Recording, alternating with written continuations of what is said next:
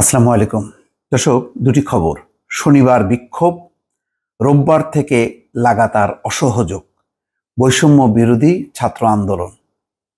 আরেকটি খবর হচ্ছে খুবই ইন্টারেস্টিং, সাংবাদিকদের হত্যার বিচার দাবিতে 48 ঘন্টার আলটিমেটাম। অর্থাৎ এই সাংবাদিকরা প্রচলিত ধারার বাইরে স্বাধীন সাংবাদিক হিসেবে তারা দাবি করছে, কেননা রাজনৈতিক দোষে দুষ্ট আমাদের এই প্রেস ক্লাব কেন্দ্রিক যে সাংবাদিকরা, তারা এই নিয়ে কোনো কথা বলছে না। তারা সরকারের এজেন্ডা বাস্তবায়নের জন্য ব্যানার ধরে দাঁড়িয়ে কিছু কিছু বক্তব্য রাখেন।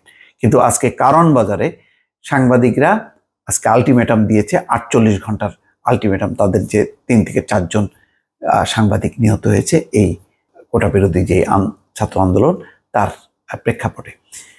তো প্রথমে আমরা একটু দেখি যে সবচেয়ে বড় আন্দোলন, যেটি এখন 6 জন সমন্বয়ক বের হবার পর তারা এখন এই আন্দোলন জোরদার করছে। একটাই দাবি যে হত্যার বিচার করতে হবে, এবং হত্যার বিচারের জন্য তারা সরকারের পদত্যাগ দাবি করছে, কেননা সরকার ক্ষমতায় থাকলে এই হত্যার বিচার হবে না।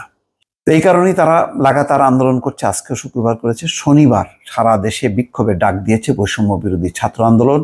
একই সঙ্গে রোববার থেকে সর্বাত্মক অসহযোগ কর্মসূচি ঘোষণা করা হয়েছে।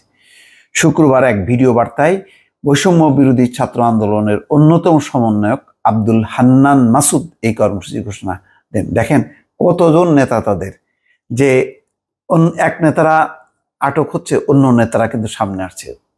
সে আটক হচ্ছে, আবার আর এক নেতা, কেননা সারা শিক্ষা প্রতিষ্ঠান জুড়ে তাদের সমন্বয়ক হিসেবে দাঁড়িয়ে গেছে।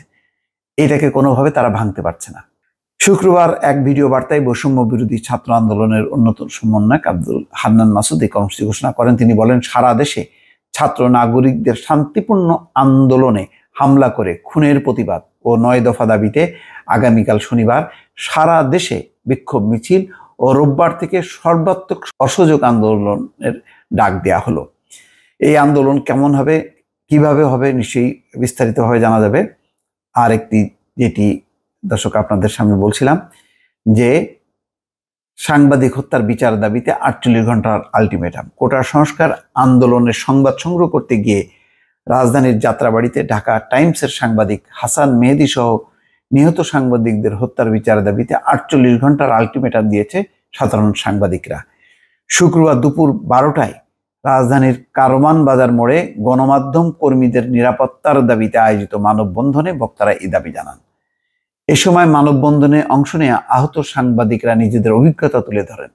ফটো সাংবাদিক শামীম আহমেদ বলেন, মিরপুর 10 নম্বর এলাকায় আমার উপর একাধিকবার হামলা হয়েছে, বরং আমার উপর কোনো ছাত্র হামলা করেনি, বরং ছাত্রলীগ ও যুবলীগের লোকজন আমাকে ঘিরে ধরে মারধর করেছে। যমুনা টিভির সিনিয়র রিপোর্টার রাব্বি সিদ্দিকী বলেন, আমরা সাধারণ সাংবাদিকরা আসলে কোথায় যাব, আমাদের নিরাপত্তা কে দেবে? আমরা আমাদের 4 জন ভাইকে হারালাম, বহু ভাই বোন আহত। রাষ্ট্র কি তাদের খোঁজ নিয়েছে? এমন কি খোঁজ নেওয়ার প্রয়োজন মনে করেছে? তিনি আরো বলেন, আমরা ক্ষত বয়ে বেড়াচ্ছি, ট্রমার মধ্যে আছি, প্রত্যেক গণমাধ্যম কর্মী আমরা প্রতিটা মুহূর্তে আতঙ্কে আছি। আর আমাদের এই সাংবাদিক নেতাদের একটা অংশ প্রধানমন্ত্রীর কাছে যে বলে যে আপনার সঙ্গে আমরা আছি।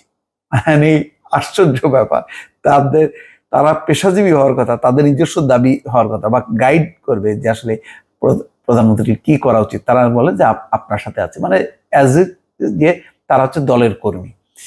যাই হোক, মানববন্ধনে সাংবাদিক নেতাদের সমালোচনা করে বক্তারা বলেন, আমাদের যে সকল সাংবাদিক নেতারা আছেন তারা শুধু টেলিভিশনের টকশোতে এসে সাংবাদিকদের অধিকার আদায়ের যে গাল গল্প করেন, এটি শুধু তাদের স্বার্থ হাসিলের জন্য। বাস্তবে তারা কিছুই করেন না, উল্টো তারা মাঠের সাংবাদিকদের মাথা বিক্রি করে চলেন। দর্শক খেয়াল করেন কি শব্দ তারা ইউজ করেছে।